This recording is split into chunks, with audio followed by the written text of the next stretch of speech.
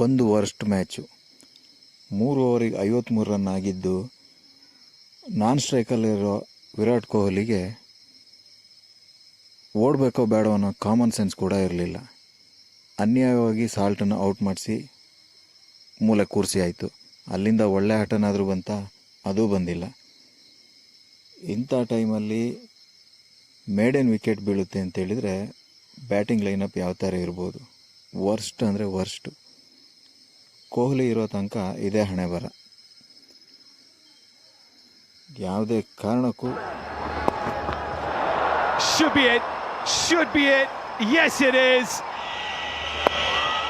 Leading edge, should be another one for Kuldeep. Gale's not going to make any mistake.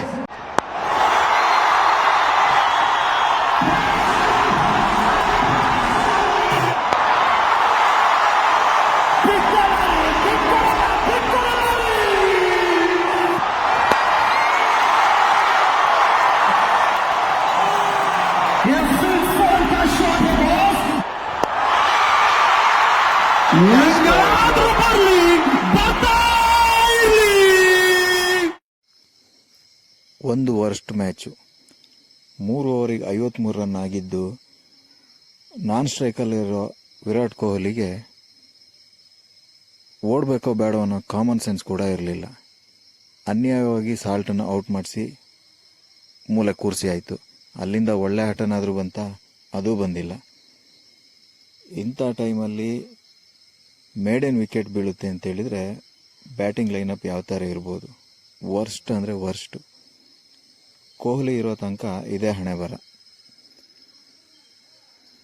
ಯಾವುದೇ ಕಾರಣಕ್ಕೂ should be it, yes it is. Leading edge, should be another one for Kuldeep. Gale's not going to make any mistake.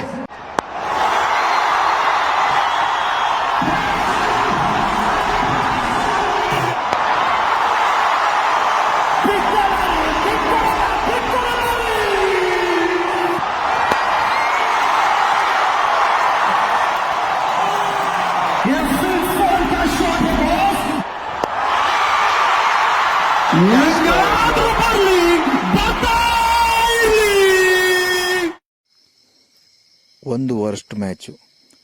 3 ಓವರಿಗೆ 53 run ಆಗಿದ್ದು, ನಾನ್ ಸ್ಟ್ರೈಕಲ್ಲಿರೋ ವಿರಾಟ್ ಕೊಹ್ಲಿಗೆ ಓಡಬೇಕೋ ಬೇಡೋ ಅನ್ನೋ common sense ಕೂಡ ಇರಲಿಲ್ಲ. ಅನ್ಯಾಯವಾಗಿ ಸಾಲ್ಟನ್ನು out ಮಾಡಿಸಿ ಮೂಲೆ ಕೂರಿಸಿ ಆಯಿತು. ಅಲ್ಲಿಂದ ಒಳ್ಳೆ ಆಟನಾದರೂ ಬಂತ, ಅದೂ ಬಂದಿಲ್ಲ.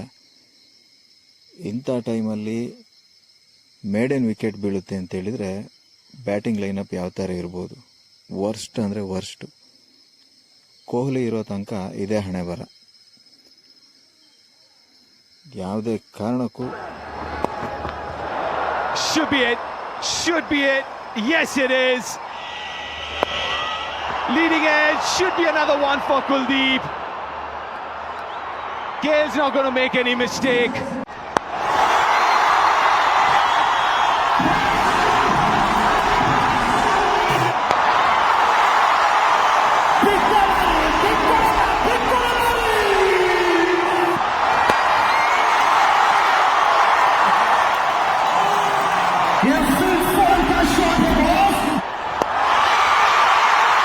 Yeah.